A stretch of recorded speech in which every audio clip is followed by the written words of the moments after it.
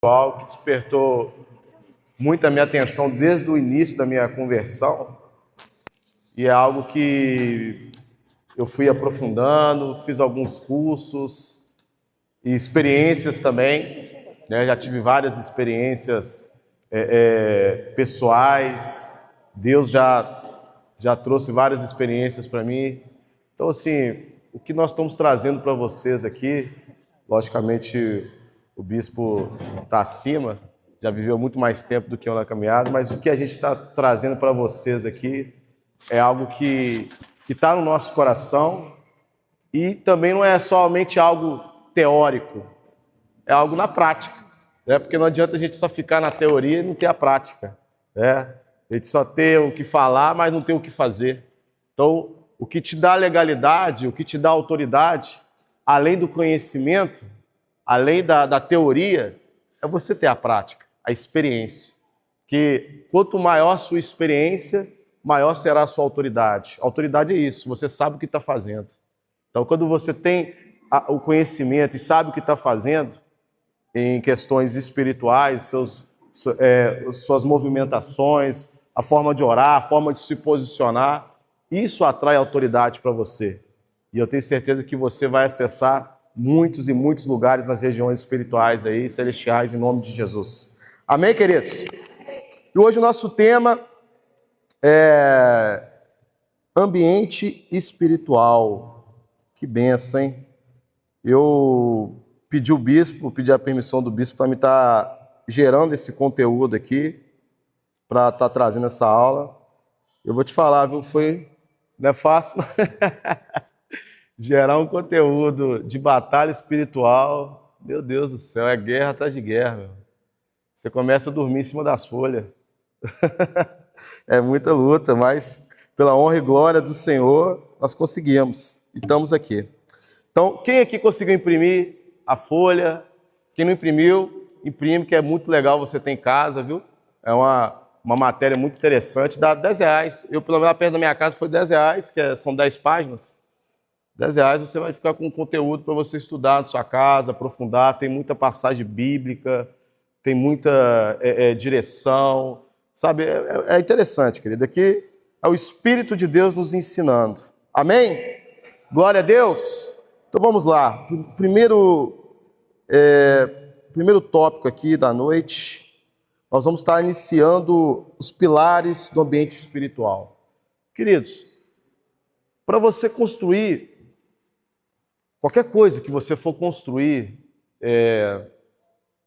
na sua vida, quer que seja a área da sua vida, área pessoal, ministerial, profissional, qualquer que seja a área, você precisa de pilares para poder ter uma estrutura forte. Você não pode subir algo de qualquer maneira.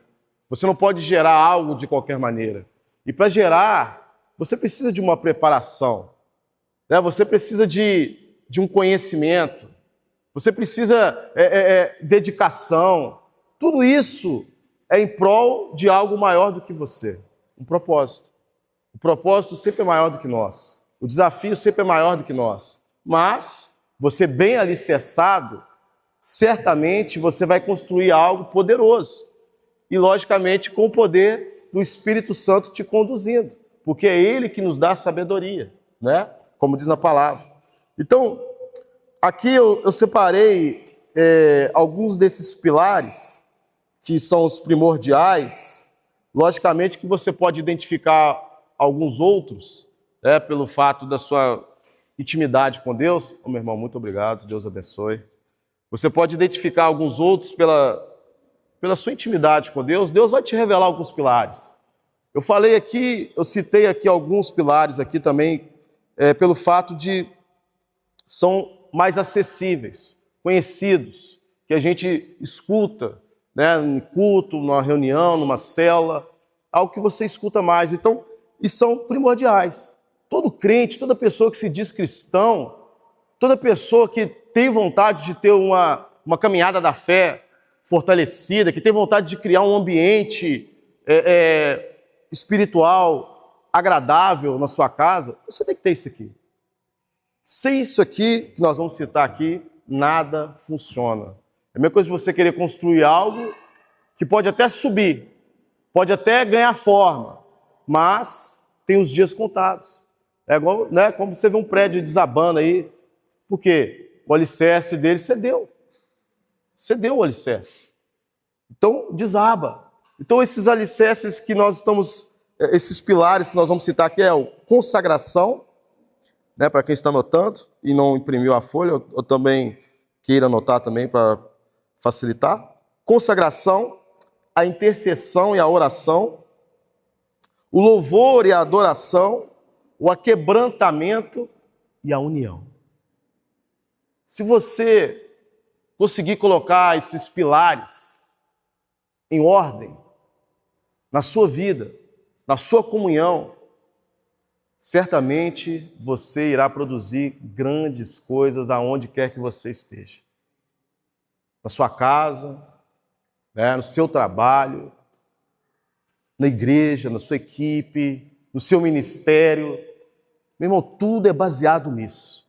Tudo é voltado nisso. Tudo é conectado a isso. Né? Uma pessoa sem consagração, como que ela vai ter conexão com Deus? Impossível. Como é que você vai querer mexer com as coisas de Deus sem conhecer a Deus? É a mesma coisa de alguém querer mexer com algo seu sem conhecer você.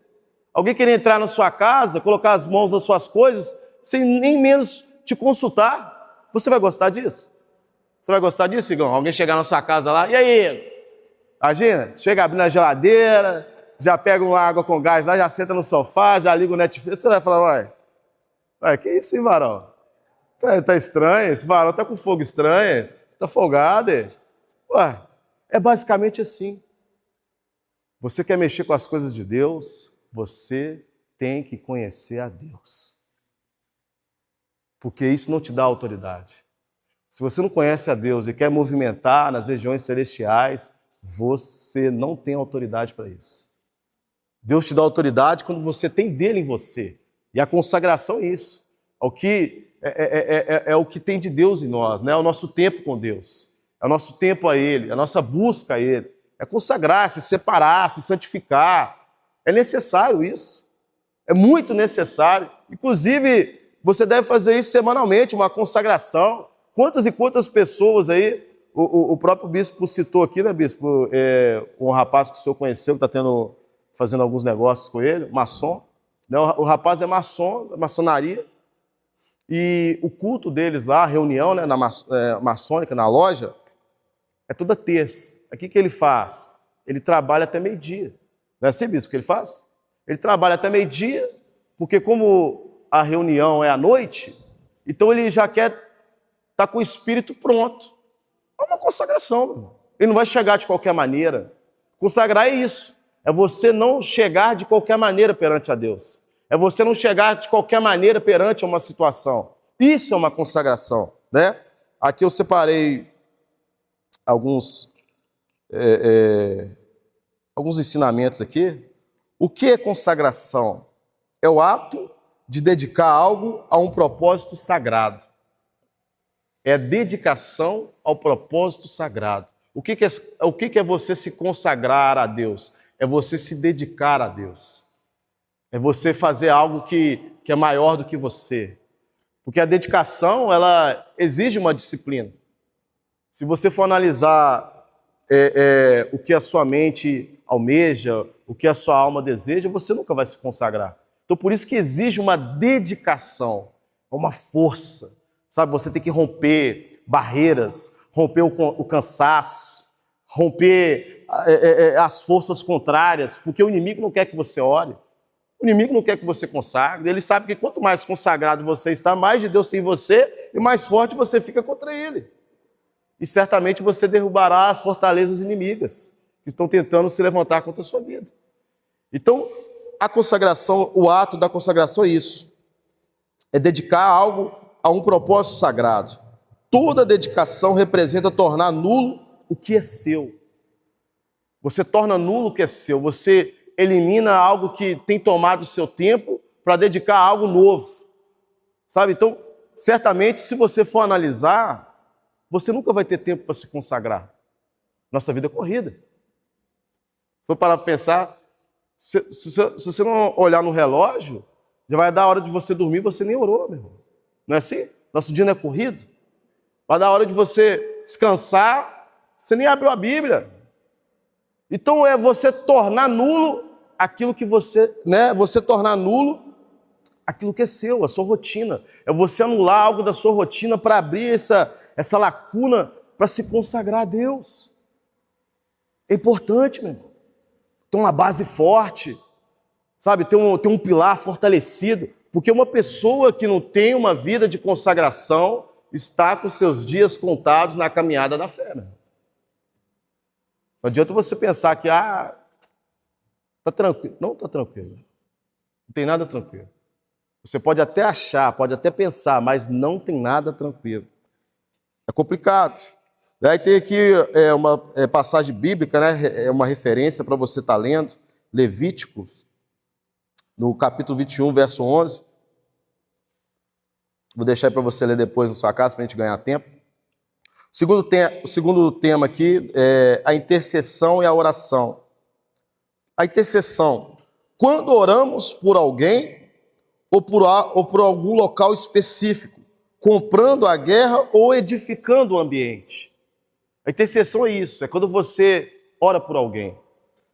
Né? Quando você fala, ora, vamos interceder por esse ambiente, vamos interceder pela igreja, vamos interceder pela cidade de Juiz de Fora. É a sua oração por um local, é a sua oração para um ambiente, é a sua oração para uma pessoa específica, é a sua oração para uma região específica, é a sua oração para uma pessoa que está lá no hospital, é a sua oração para uma pessoa que está lá na detenção. Isso é uma intercessão, é você levando a sua oração a alguém, edificando a igreja. Imagina a força que isso tem espiritualmente. Todos nós aqui reunidos, vamos escolher uma pessoa para que nós vamos orar todas as noites.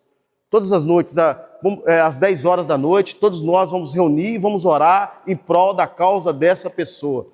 Meu irmão, certamente nós vamos impactar espiritualmente e nós vamos alcançar aquela pessoa e aquilo que nós estamos buscando em oração, Deus vai nos responder. Isso é intercessão. Você intercede por alguém. A palavra de Deus, que o Espírito de Deus intercede por nós, né? Que nós, com gemidos inexpressíveis.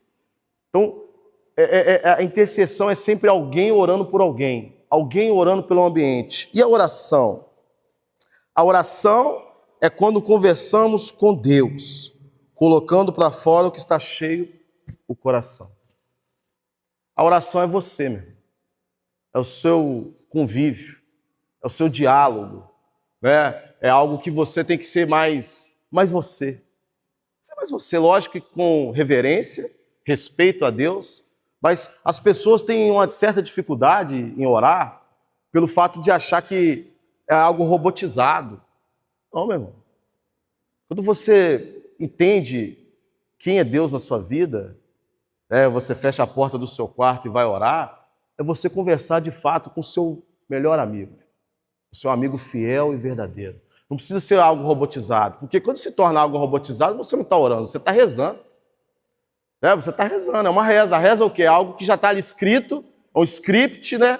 Para você estar seguindo ali. Aquilo é uma reza. Agora a oração não, é você entrar no seu quarto, orar, falar, Senhor, não estou aguentando mais isso, não estou aguentando mais o fulano está me perseguindo, olha Deus, meu coração está enchendo de raiva, eu estou quase fazendo besteira, sabe? Isso é orar, é conversar, é esvaziar, é colocar para fora, é o que está no seu coração. A oração é isso. Então, quando você pratica isso, você ora, intercede, certamente também você está se fortalecendo, meu irmão. Você se fortalece. A intercessão, olha que interessante, como que é importante uma pessoa orar pela outra, e principalmente a liderança, orar pela sua célula, o marido orar pela sua esposa, a esposa orar pelo seu marido, orar pelos filhos. Isso gera uma conexão espiritual. A pessoa começa a ter ouvidos para você sem ela mesma perceber, porque você está conectando com ela espiritualmente. Por isso que é a importância da intercessão. você atrai, você se conecta, você se liga àquela pessoa de alguma maneira. Por isso que começa a ter acesso. Por que a voz do pastor aqui em cima do altar, ele acessa quem está aqui embaixo? Porque os nossos bispos, ele ora pela igreja. Por isso que a palavra dele gera em nós fé, força, faz você acreditar, faz você estar aqui todos os cultos, faz você buscar mais, faz você lançar sua semente no altar, porque você está fazendo algo debaixo de uma palavra, porque tem uma conexão espiritual com isso. E por isso que nós temos dificuldades e às vezes escutar pessoas que às vezes você comunicou com ela poucas vezes, porque aquela pessoa não intercede por você, não tem conexão. Vocês entendem como isso é um segredo bem legal? Quanto mais você ora por alguém, meu irmão, quanto mais você ora por essa pessoa, mais ela se conecta a você. Por isso que é importante você liberar palavras, você orientar, você declarar, você profetizar, porque você está atraindo aquela pessoa em você. É a mesma coisa de Deus falar assim, ó, você está orando por essa pessoa, você está querendo bem por essa pessoa, ele está pegando aquela pessoa e entregando na sua mão. Então cuida dela. Ela está aí. Ela está aí. Ele está direcionando ela até você. Olha, quantas e quantas guerras, quantos e quantos discípulos eu já ganhei orando pelaquela pessoa antes mesmo dela estar perto de mim. Quantas e quantas vezes eu orava, meu, eu colocava o nome da pessoa na folha assim, ó, eu lembro até hoje. Eu escrevi o nome de pessoas que eu estava trabalhando para ganhar ela para Jesus, subia para o monte, botava assim no chão, assim, a folha, enjoelhava em cima da folha e clamava e orava em nome daquela pessoa, chorava, lágrima derramando em cima. Dava 1 ou 2 da semana, aquela pessoa me chamou no WhatsApp, daqui a pouco estava na igreja, daqui a pouco estava no revisão de vidas, daqui a pouco estava batizando, porque eu estava conectando a ela, orando, espiritualmente. E é assim que funciona. Aonde os seus pés não chegam, meu irmão, a sua oração vai. É assim. Então a importância de uma pessoa ligar em oração, em intercessão é isso. Você está cada vez mais santificado, cada vez mais, sabe, a sua fé acesa dentro de você é muito importante. Amém? Estão entendendo, hein, queridos? Glória a Deus. E tem aqui algumas passagens, né, também, você que está anotando, Tiago, capítulo 5, verso 16, que fala, portanto, confessem os seus pecados uns aos outros e orem uns pelos outros para serem curados. A oração de um justo é poderosa e eficaz. Olha que forte isso. Olha que interessante. Aqui em Jó, cadê? Passagem aqui. Jó 42:10. Depois que Jó orou pelos seus amigos, o Senhor o tornou novamente próspero e lhe deu em dobro tudo o que tinha antes. Olha a força da intercessão. Quando você ora por alguém, quando você guerreia por alguém, Deus trabalha por você. Literalmente assim. É isso aqui. Olha que interessante. Como que é importante uma pessoa ter isso aceso dentro dela. Se você ainda não intercedeu com esse entendimento, passe a interceder a partir de hoje. Você vai começar a perceber movimentos, você vai começar a perceber novos posicionamentos, ambiente. Antes de vir, sabe, no seu caminho da igreja, comece a interceder pelo culto. Fala, Deus, abençoa aquele culto, enche aquela igreja com a tua presença, enche os 4 cantos daquela igreja, que a sua igreja seja tomada pelo teu espírito. Começa a declarar, meu irmão, começa a profetizar sobre esse ambiente. Você vai ver, na hora que você pisar aqui dentro, o céu já vai estar baixinho. Porque antes de você pisar aqui, você já estava declarando lá fora. Isso traz conexão. O seu coração vai abrindo para isso, né? O outro pilar aqui, louvor e adoração. O louvor, seja em forma de cântico, orações ou atitudes diárias, fortalece a fé, promove alegria e gratidão e nos conecta mais profundamente com Deus. Ele nos ajuda a focar em Deus, especialmente em momentos difíceis, e nos lembra do seu amor e poder, afastando a negatividade e a reclamação. Adoração. Adoração a Deus é um ato de reverência, amor, devoção a Ele, reconhecimento à sua grandeza e soberania. Envolve a entrega total da vida em obediência e serviço. Expressa através de orações, louvores, ações de graça, estilo de vida, aqui que eu queria chegar. Então, queridos, o louvor é aquilo que você declara, né? É o atrair dos céus. O louvor é o atrair dos céus. E a adoração é um estilo de vida. Você é um adorador. Como diz a palavra, né? O Senhor, Ele busca por verdadeiros adoradores. Aqueles que o adoram em espírito e em verdade. Estilo de vida. Ser um adorador é um estilo de vida, meu irmão. É a sua vida totalmente voltada às coisas sagradas. É o estilo. É uma pessoa diferenciada. Nem todos que estão na igreja, nem todos que estão no culto são adoradores. Nem todos. Às vezes a gente tem que até que nos policiar para ver se nós temos atitudes de adoradores, se nós estamos sendo esses adoradores, aqueles que Deus está procurando, aquele que Deus está almejando, aquele que Deus está buscando para poder se conectar ainda mais com Ele. Que nós sejamos esses, aqueles que Deus busca todos os dias para estar nos abençoando e nos usando nessa terra. Então a adoração, querido, é um estilo de vida. E o louvor é o atrair do céu, porque o Senhor, Ele habita no meio dos louvores. Então por isso que tudo que você for fazer, qualquer ambiente, quando você estiver em algum ambiente, na sua casa, por exemplo, tiver clima pesado, alguma discussão, alguma briga, não sei. Coloca um louvor para você ver como que muda aquilo. Põe um louvor. Não precisa falar nada. Coloque um louvor no altura ambiente, não precisa instalar as caixas de som também, porque aí você já está arrumando briga, também a mais briga ainda, né? Coloque numa altura, um som ambiente suave, agradável. Você vai ver como que parece que vai fazer assim, ó. Vai varrendo a poeira, sabe? Vai tirando a sujeira. Pode falar. Eu não li a Bíblia toda, né? Não sei se consegue me esclarecer. Antigamente, quando o povo de Deus ia guerrear, os adoradores iam na frente? Sim, os levitas, né, os adoradores, eles iam na frente porque a palavra de Deus nos fala que os reis, eles colocavam os levitas na frente, porque através dos louvores derrubavam as muralhas. Você vê que até no rodear do povo de Josué, ali rodeando as muralhas, eles estavam louvando. E deram o grito no final, né, ainda. Então, quer dizer, o próprio Deus, ele se encarrega de fazer, de mover. Tem até um exemplo aqui, ó, interessante, olha para você ver aqui no livro de Atos. Eu até coloquei aqui, ó, no capítulo 16, verso 25 e 26. Aqui é um exemplo clássico do que você está falando aí, ó. Por volta da meia-noite, Paulo e Silas estavam orando e cantando hinos a Deus.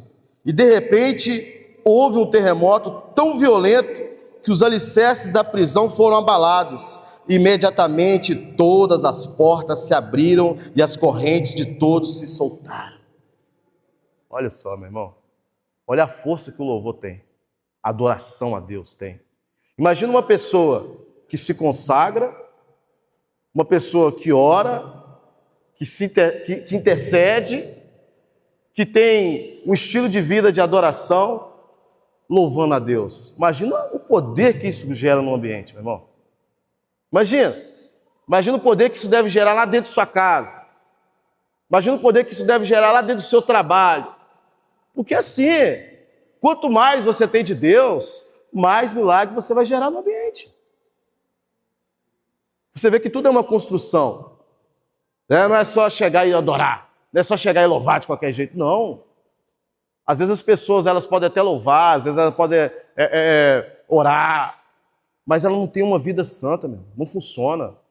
É subir um prédio sem alicerce. Por isso que a gente tem que ter esse entendimento, para você vencer as suas guerras espirituais, para você alcançar grandes patamares, acessar portas que você nunca imaginou, construa os alicerces espirituais da sua vida e guarde-os. Construa e guarde-os. Tem que guardar. E aqui tem outros exemplos também, de Salmo também que eu coloquei aqui. Salmo 22, no verso 3. Porém, tu és santo e que habita entre os louvores de Israel. Quando louvamos de todo o coração, o próprio Deus se encarrega de fluir nas melodias, fazendo tudo segundo a sua vontade. Então é o atrair dos céus. O outro tópico aqui, o penúltimo, aquebrantamento. Aquebrantamento. Muitas pessoas confundem o aquebrantamento, o arrependimento, que é junto com isso, com remorso. Porque o aquebrantamento ele vem depois do arrependimento genuíno. Quando a pessoa de fato se arrepende das suas atitudes pecaminosas, que afastam ela de Deus e que ferem a santidade de Deus. Porque não adianta a pessoa fazer algo errado aqui. Tem algo, vamos supor, você já é uma pessoa que está na presença de Deus, você é uma pessoa que está aqui na batalha espiritual, mas você sabe que tem um pecado que te domina ainda. Você sabe que você ainda não tem controle, o domínio sobre isso ainda. Aí você faz, você pode até entristecer, chegar em casa, chorar, pedir perdão para Deus, mas amanhã você faz de novo. Isso não é arrependimento genuíno, isso é remorso. Os sintomas são iguais. A pessoa chora, fica triste, sabe, tem a consciência que está errada, mas ela não consegue abandonar aquilo. Ela está presa naquelas cadeias ainda, Então, quando ela entrega o coração, quando ela começa a criar esses pilares, ela começa a ver que aquilo não é mais necessário para ela. E é somente assim que ela vai ter o arrependimento genuíno que vai levar ela ao quê? Ao aquebrantamento.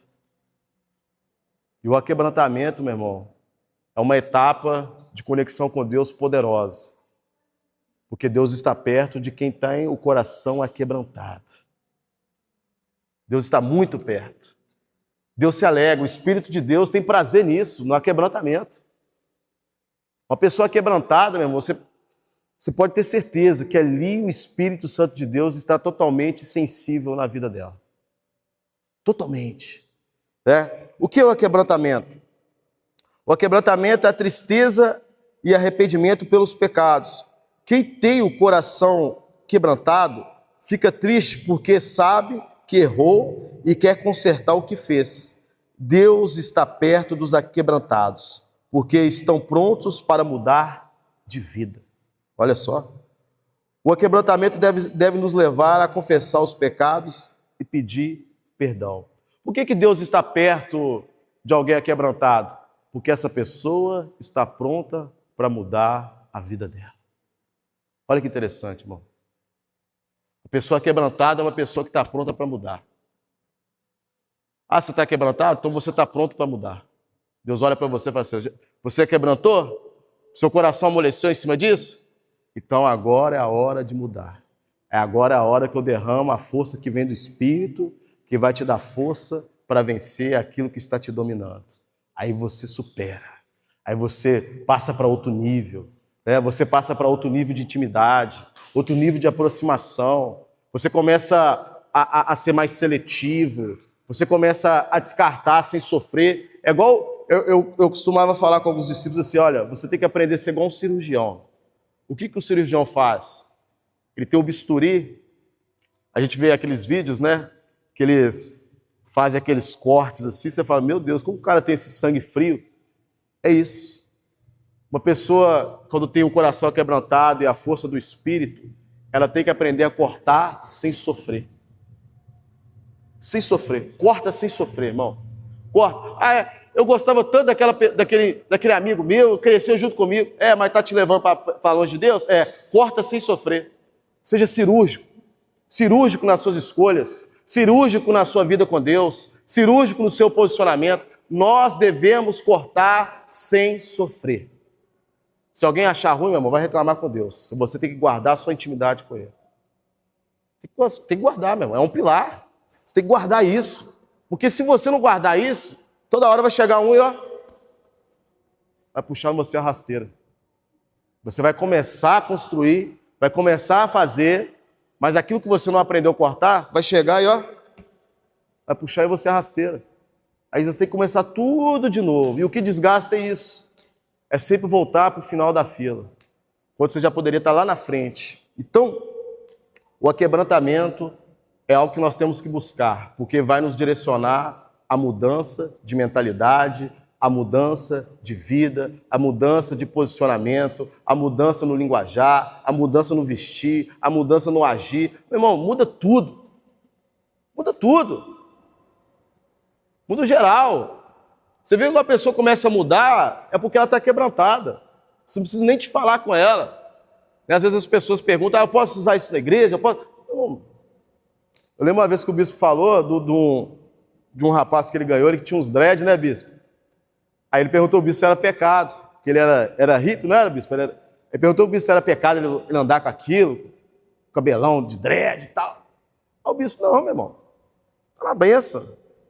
Aí o rapaz foi indo para o culto, foi ficando aquebrantado, ele ficou pronto para mudar.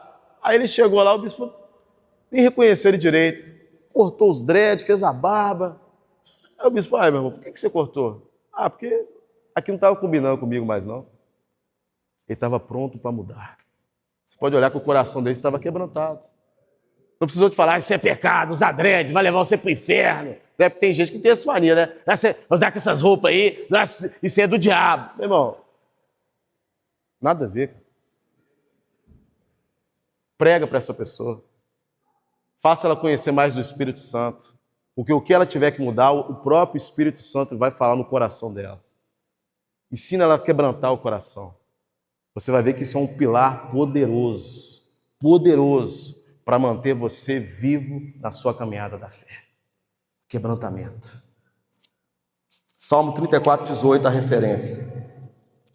E o último aqui desses pilares é a união. O que significa união? Na Bíblia, a união se refere a um estado de acordo, harmonia, conexão profunda entre pessoas, seja em relação a Deus, entre si ou em relação a um propósito divino. É a qualidade de estar junto, compartilhando propósitos e vivendo em comunhão, refletindo o amor e a vontade de Deus. Queridos, se tem algo forte que gera na união, é a unção. Aonde tem união, tem unção. Tem unção de Deus. Tem um óleo de Deus. Porque o propósito do Espírito Santo em nós é esse. Além de nos manter firmes na fé, é fazer você amar o seu próximo, mesmo com as indiferenças. Mesmo com as indiferenças. Porque onde não tem união, tem brecha.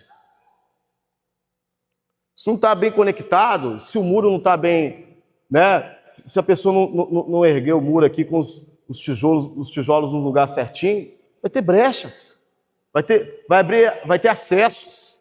E esses acessos, eles podem derrubar. Então, um pilar que vai te ajudar muito é essa união. Um casal desunido, olha que guerra que fica a casa, o casamento. O casamento, o marido, a esposa não estão tendo conexão mais. Nossa, isso é uma brecha gigantesca. No trabalho, se no trabalho uma equipe não estiver unida em prol do resultado, a empresa não flui, não vai, não dá resultado, não gera resultado, ninguém se sacrifica, ninguém busca em melhorar, ninguém busca em crescer, porque cada um está pensando no seu próprio umbigo.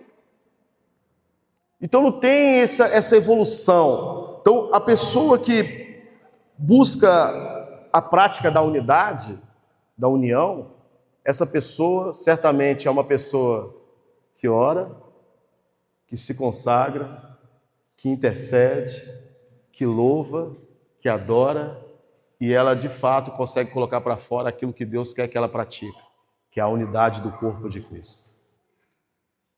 Esses pilares se você conseguir colocar ele em prática em qualquer ambiente, o resultado vai te surpreender.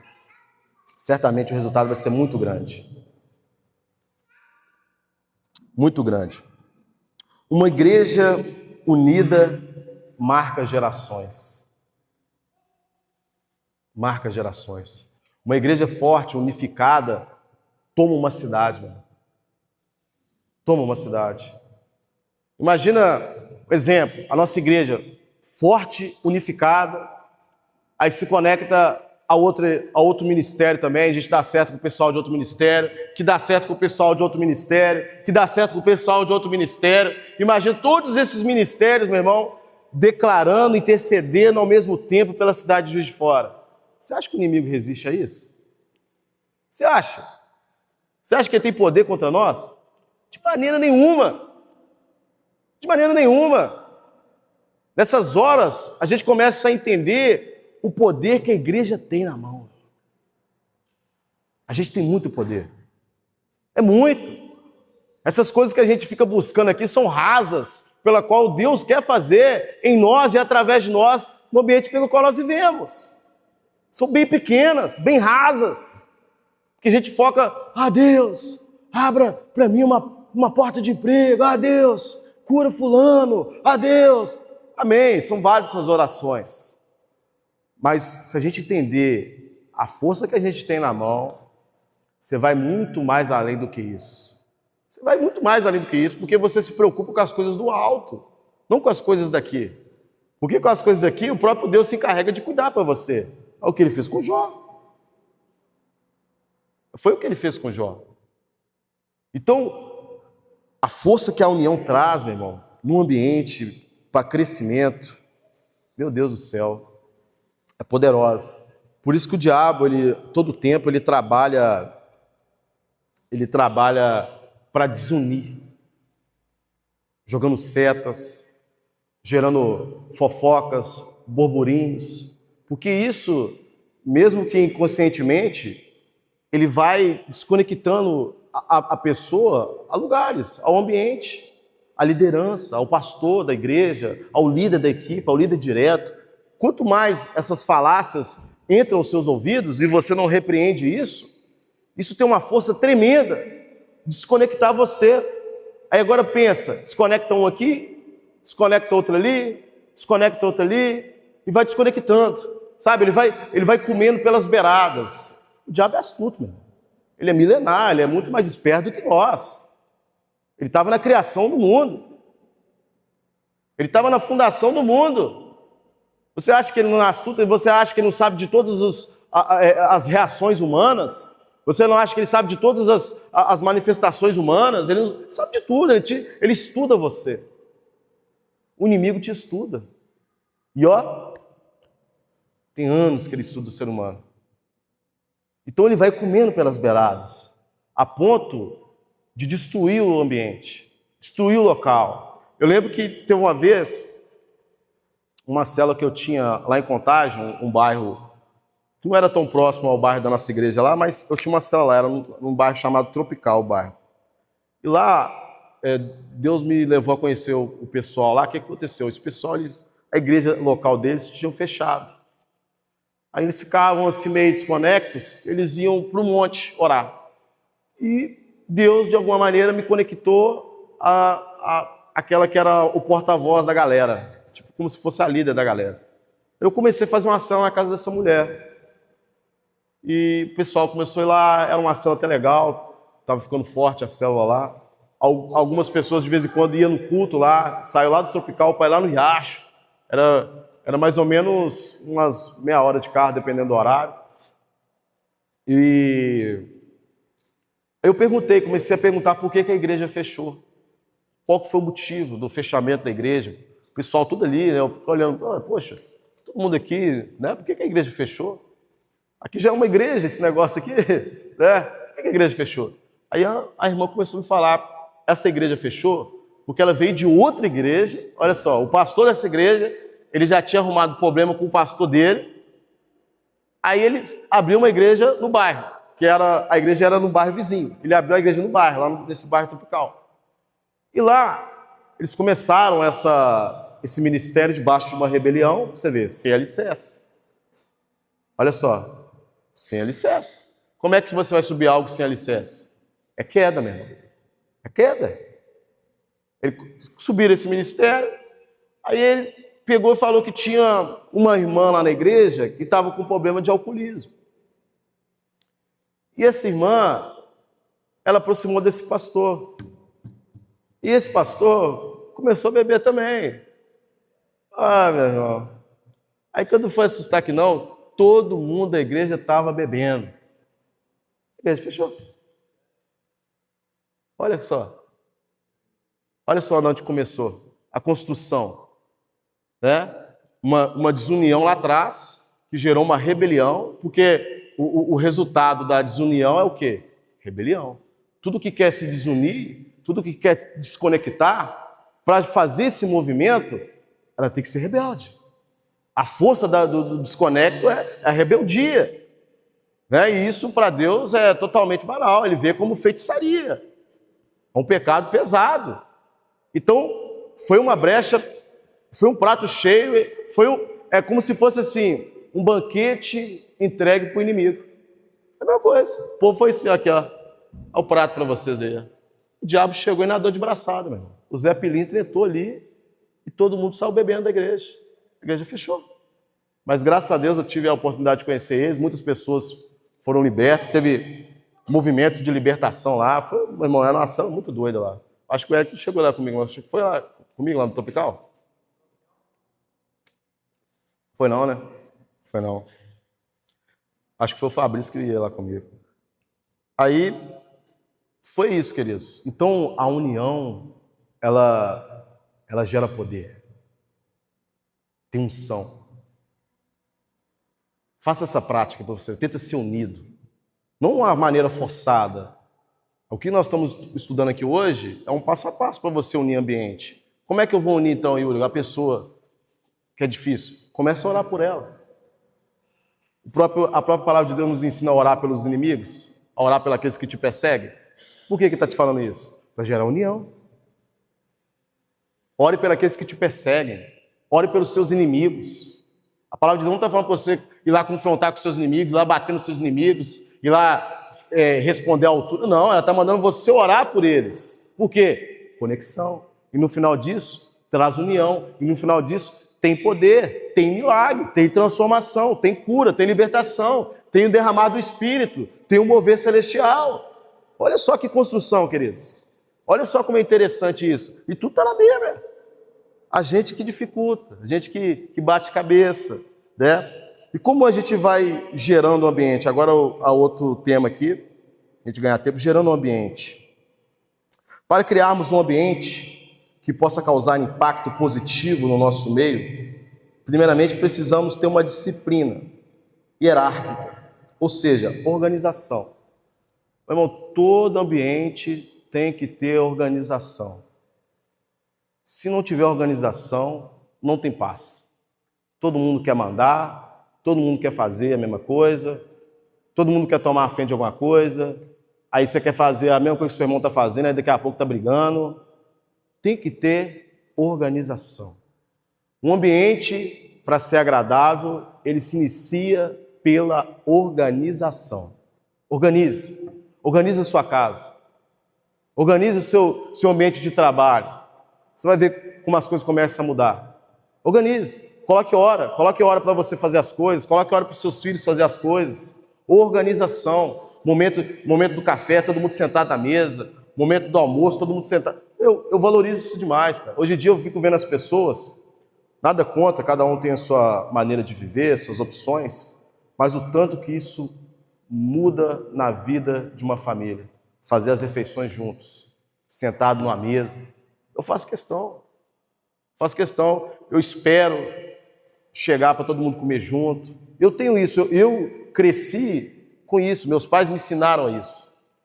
É difícil, igual a Camila não, a Camila ela já come, não ganha nem saber de mim não, ela já chega lá depois, eu que não fico esperto não, mas eu não consigo comer sem estar junto com ela. Eu espero ela chegar, às vezes ela está tomando banho, espero acabar de tomar banho para comer junto. Lá em casa eu aprendi assim, todo mundo esperando o outro, senta na mesa para todo mundo se servir, e todo mundo vai se alimentar ali, conversando. Gente, olha só como isso gera um ambiente gostoso. Às vezes as famílias ficam longe porque um está lá no sofá, vendo televisão, o outro pega o prato, já vai lá para o quarto, fecha a porta. Você quer conectar como? A gente já não vive junto muito tempo, porque todo mundo está trabalhando. Aí na hora que tem que estar junto, você vai para o seu quarto, o outro vai para a sala, o outro vai lá para a varanda brincar com o cachorro. Conecta.